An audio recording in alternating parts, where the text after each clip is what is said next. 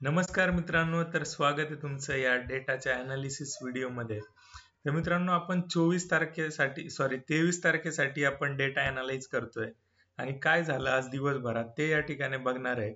आणि कालचा डेटा कसा होता ते या ठिकाणी आपण बघतोय. काल आपण अनालाइज केलं होतं की आजचा जो डेटा आहे तो थोडासा पॉझिटिव्ह साईडला एक शॉर्ट कव्हरिंग दिसू शकते आणि पॉझिटिव्ह बायस थोडासा आपल्याला बघायला मिळू शकतो. ते मित्रांनो झालंय तसंच, बऱ्यापैकी मार्केट थोडंसं पॉझिटिव्ह टू फ्लॅट आपल्याला त्या ठिकाणी बघायला मिळालं आणि बऱ्याचशा क्वांटिटीचं एक्सचेंज झालं. आणि दिवसभरात काय झालं ते आपण या ठिकाणी बघतोय. तर आता हा आहे 23 तारखेसाठीचा डेटा, जो 22 तारखेला एंडला जो डेटा आपल्याकडे आलाय ना मित्रांनो. तर या ठिकाणी तुम्ही बघू शकत असाल, रिटेल प्लेअरने आहे ना एकदम भरपूर क्वांटिटीमध्ये लॉंग केलेलं आहे. पुन्हा पुन्हा कॉन्फिडन्स जागा झालाय. जरी मार्केट थोडंसं फ्लॅट टू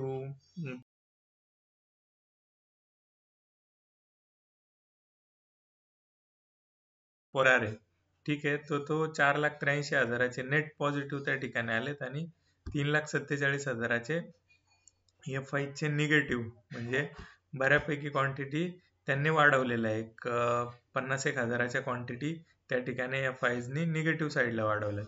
तर ड्रास्टिक चेंज जो झालाय ना तो इथे झालाय मित्रांनो, कॉल शॉर्ट्स मध्ये. कुणाकडून?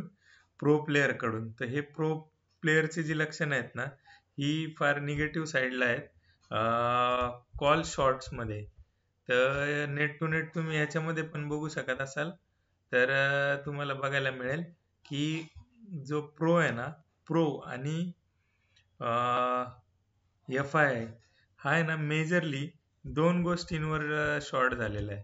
तर आता तुम्हाला परत मी सांगितलंय की जे पण डेटा असतो तो डेटा जर कॉल साईडला निगेटिव्ह आहे म्हणजे कॉल शॉर्टिंग आहे, ठीक आहे.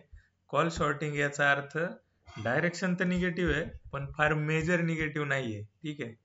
मेजर निगेटिव्ह त्या ठिकाणी आपल्याला नाही दिसत आहे. तर निगेटिव्ह टू साईडवेज असं उद्यासाठीचा जो ट्रेंड आहे तो आपण या ठिकाणी प्रिडिक्ट करतोय. तर दुसरी गोष्ट, आता मी तुम्हाला चार्टवर घेऊन जातो. चार्टवर जे सांगण्याचा प्रयत्न करणार आहे ना ते फार इम्पॉर्टंट आहे. तुम्ही बघू शकत असाल मागची एक्सपायरी जी होती ती 17 जुलैला होती. साधारण 17 जुलैचा हा स्टार्टिंग पॉइंट बघू शकतो आपण. निफ्टी सुरू झाला 25,219 पासून. तर पुढच्या काही काळात तो एकदम लो गेला आणि 24,894 पर्यंतचा एक लो त्या ठिकाणी फॉर्म झाला.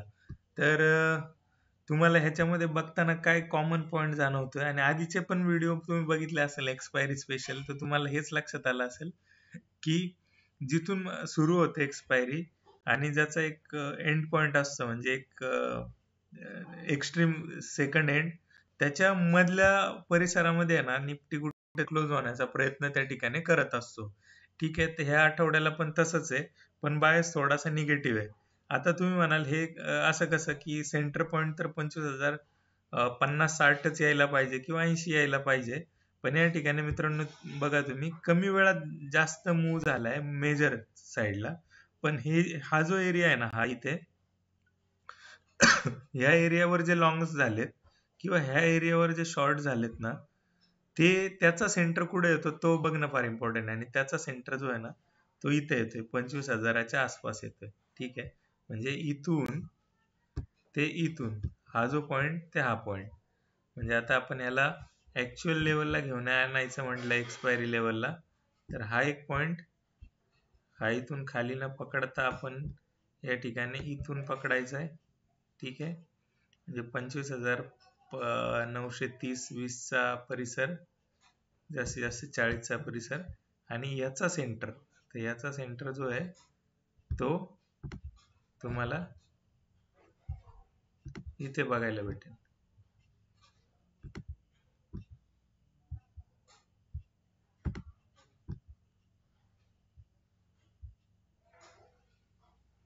एकच मिनिट, याचा सेंटर जो आहे ना तो आपल्याला इथे बघायला भेटेल.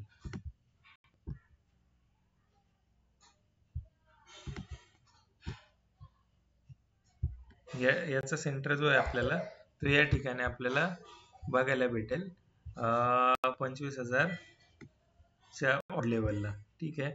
तर ही एक्सपायरीची जी लेवल आहे ती आहे, आणि डेटा जो आहे तो अजून सुद्धा निगेटिव्ह आहे.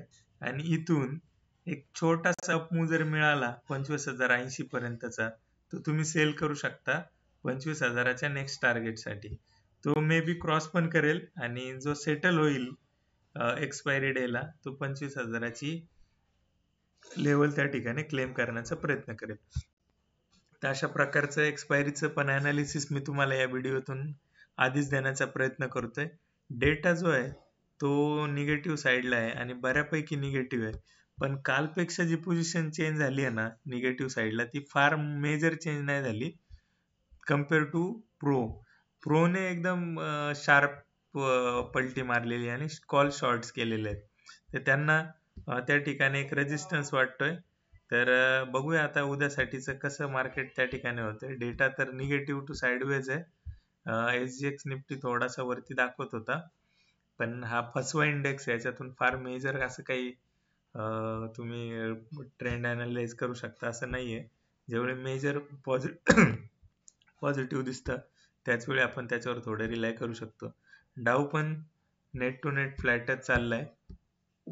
गोल्ड वाढलेलं आहे, हे एक इंडिकेशन आहे आपल्याला थोडंसं शॉर्ट साईडला जाण्यासाठी. विक्स तुम्ही बघाल तर विक्स पण बऱ्यापैकी निगेटिव्हच आहे. आज पण फार काही मेजर त्या ठिकाणी झालं नसेल, कारण फिअर जो आहे तो ऑलमोस्ट गायब आहे आता. मेजर डाऊन साईड जी आहे ती थोडीशी इंटॅक्ट होताना दिसते. आहे पोझिशन तर डाऊन साईडलाच, पण फार निगेटिव्ह त्या ठिकाणी नाही दिसत आहे. तर ओव्हरऑल नेक्स्ट काही दिवस फार मेजर पैसे बनतील किंवा पॉझिटिव्ह डायरेक्शन आहे असं काही वाटत नाही मित्रांनो. याचं रिझन असं आहे, हा विक्स आहे ना, विक्स लॉंग टर्मचा हा गेम प्ले करतो की हे इथून मार्केट पुढच्या महिनाभरासाठी किती पर्सेंट वरती असू शकतं. तर त्याचं पण कॅल्क्युलेशन एक मॅजिक गोष्ट आहे की ते मार्केट त्या पद्धतीनेच वाढणार. तुम्हाला माहित नसेल तर सांगतो, ह्या लेवलला ज्यावेळी मार्केट होतं ना, हा 2020 ची गोष्ट नाही करत आपण, थोडस मॅक्झिमम लेवलला घेऊन जातो. विक्स वर थोडं विषयांतर होते. हा जो करोनाचा जो काळ होता मित्रांनो, ह्याच्यामध्ये जो विक्स होता ना, आता इथून तुम्ही बघू शकता 20 मार्च 2020 पासून 20 मार्च 2021 पर्यंत आहे ना, मार्केट जे आहे ना ऑलमोस्ट 50% वाढलं होतं. एकच मिनिटात आपण हे करण्याचा प्रयत्न करूया. निफ्टी 50चा इंडेक्स हा विक्सचं मॅजिक तुम्हाला मी दाखवतो या ठिकाणी. विक्सचं मॅजिक काय असतं ते त्या ठिकाणी दाखवण्याचा प्रयत्न करतोय. तर ओव्हरऑल तुमच्या पोझिशन लक्षात आली असेल.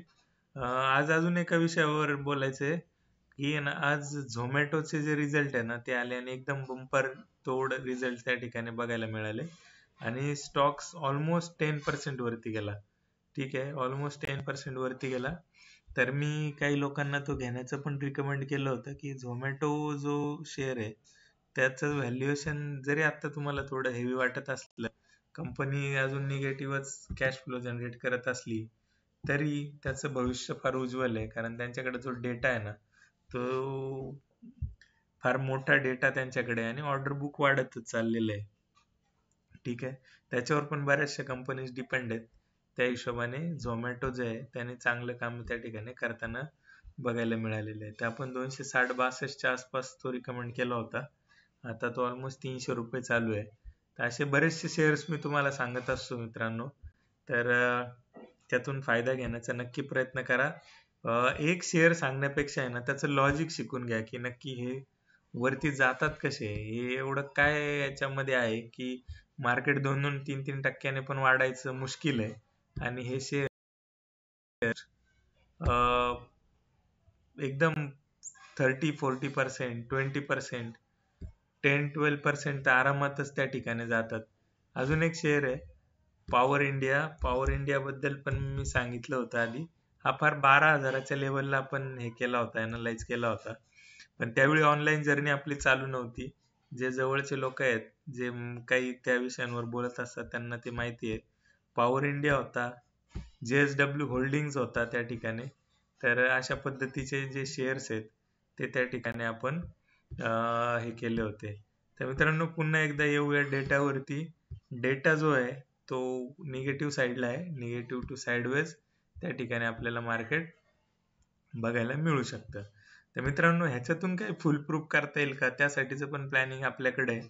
हे मेजर जे आहेत ना, हे 100-200 पॉईंटचे मूव हे आपल्याला काही करू नाही शकत. तशा पद्धतीचं काही गणित आपल्याला लावता येईल का, ते पण प्लॅनिंग आपण केलेलं आहे. तर मित्रांनो, शिकत राहा आणि पुढे जात राहू.